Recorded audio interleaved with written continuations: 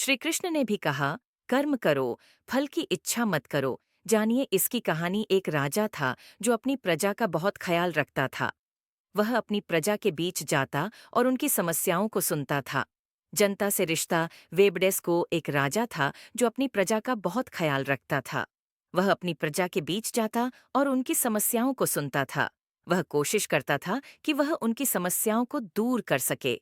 उसकी कर्तव्य निष्ठा के चर्चे दूर दूर तक फैले हुए थे। एक बार राजा अपने राज्य में भ्रमण करने के लिए निकले हुए थे। तब उनके कुर्ते का एक बटन टूट गया।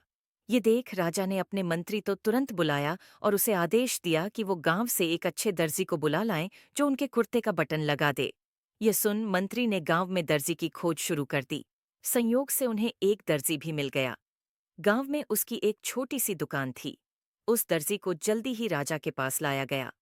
उस दर्जी से राजा ने कहा कि क्या वो उसके कुर्ते के बटन सिल सकता है। दर्जी ने कहा कि यह तो बड़ा ही आसान काम है। दर्जी ने अपने थैले से धागा निकाला और कुर्ते का बटन लगा दिया। राजा बेहद खुश हुआ और उसे पूछा कि वो उन्हें कितने पैसे दे। इस पर दर्जी ने कहा कि इतने से काम के लिए वो पैसे नहीं ले सकता है। इस पर राजा ने कहा कि वो इसकी कीमत जरूर देंगे। दर्जी ने सोचा कि उसने तो बस धागा ही लगाया है, तो उसके 2 रुपये मांग लेता हूँ। फिर दर्जी ने सोचा कि कहीं राजा यह न सोचे कि इतने से काम के 2 रुपये तो गांव वालों से कितना पैसा लेता होगा यह। सब सोच समझकर दर्जी ने कहा कि वो अपनी इच्छा से जो भी देंगे वो ले लेगा। यह सुन राजा ने अपनी हैसियत के मुताबिक उसे 2 गांव देने का फैसला किया। राजा ने कहा कि कहीं समाज में उसका रुतबा छोटा न हो जाए, इसलिए उसने यह आदेश दिया। दर्जी ने मन में सोचा कि कहाँ तो वो 2 रुपये मांग रहा था और कहाँ वो 2 गांव का मालिक बन गया। सीख।